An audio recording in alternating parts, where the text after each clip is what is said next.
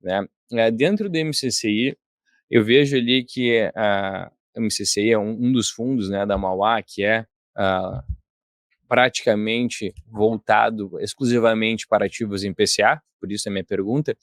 Vocês focam mais em ativos do setor de logística, certo? Existe um porquê da escolha desse ativo? Ele é mais arriscado? Ele é mais seguro? Eu vejo também que tem alocações residenciais e comerciais. Pode dar um panorama desses diferentes setores ali dentro da carteira de vocês? Não, claro, o MCCI, Matheus, ele é um fundo, como você comentou, é um fundo de CRI, de papel com um viés mais puro sangue, que a gente fala. Puro sangue significa que ele visa operações típicas imobiliárias. Uma operação típica imobiliária, ela não foge muito de um conceito em que eu tomo uma dívida usando um empreendimento, seja ele um prédio residencial, um prédio comercial, um galpão logístico, como garantia. E este empreendimento gera renda suficiente, mais do que suficiente, para pagar a dívida. Então, a relação aqui ela é uma relação imobiliária. Não é uma empresa que precisa operar, vender seus produtos no mercado para gerar renda para pagar a dívida. Não, é um imóvel que é alugado, gera essa renda e paga a dívida. Então, é isso que esse fundo faz, tá? Ele é um fundo high grade, ele tem operações aqui que tem uma característica de crédito mais menos arriscada, né?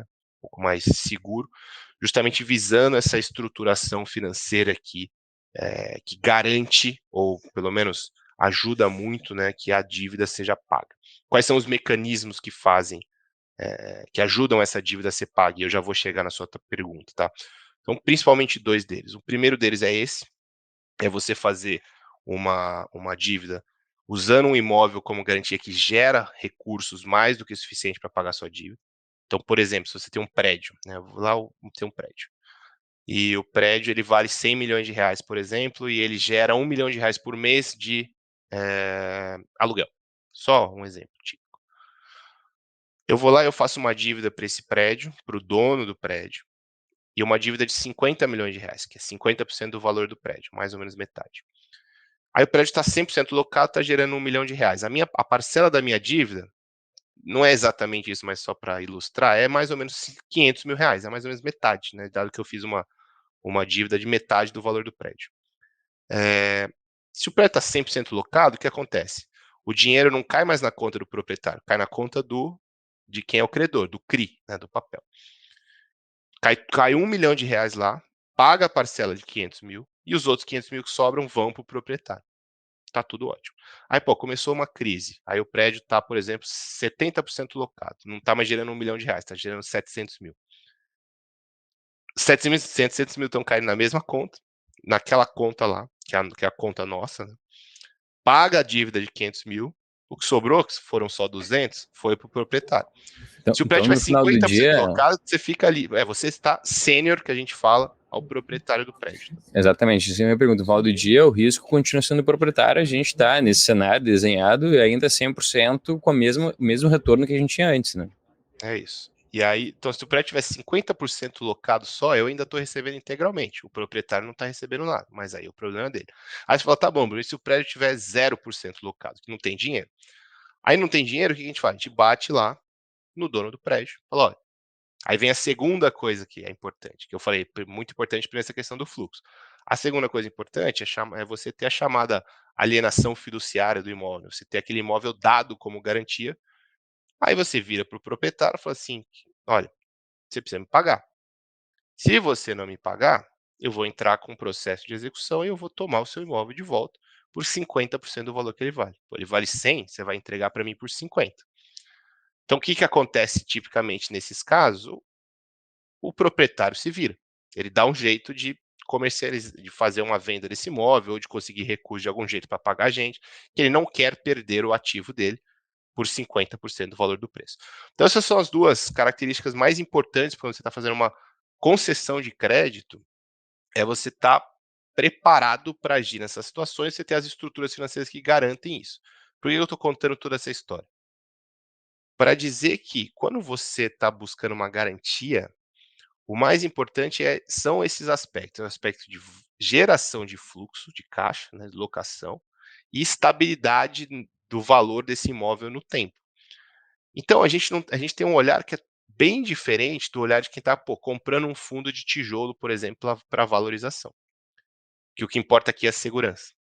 Então, se você olhar no MCCI, como é um fundo que foca muito nessa segurança, nessa estabilidade, as garantias que estão por trás dos papéis do MCCI, na sua maioria, como você comentou, são do segmento logístico e do segmento de prédios comerciais e do segmento residencial. O segmento logístico, ele os maiores CRIs do fundo têm esse tipo de garantia. Ele foi o que performou de uma maneira mais segura durante os últimos anos. Então, não foi por coincidência que a gente montou o fundo dessa maneira. Porque por mais que não fosse o segmento que era mais propício para ganhar preço, os galpões, em sua maioria, já são muito bem precificados, já estão caros. Construir galpão está caro hoje em dia, mas é o segmento que tem a menor inadimplência. É o segmento que tem a menor vacância. É o segmento que, pô, se o cara sai, já entra outro. Então, a geração de caixa ela é muito constante. Isso é muito bom para quem quer receber uma dívida. Os outros segmentos comercial depende da região, tá difícil. Mas a gente foca nas boas regiões, naqueles prédios que são os destaques nas suas regiões. Então, a tendência dele ficar vago também é menor, né? Ele continua gerando renda. E por último, o segmento residencial, que é um segmento que existe uma pujança, que uma demanda muito grande, uma demanda secular. É difícil você ter bons empreendimentos residenciais também na região de São Paulo, né, que é onde a gente atua, que não tenham procura.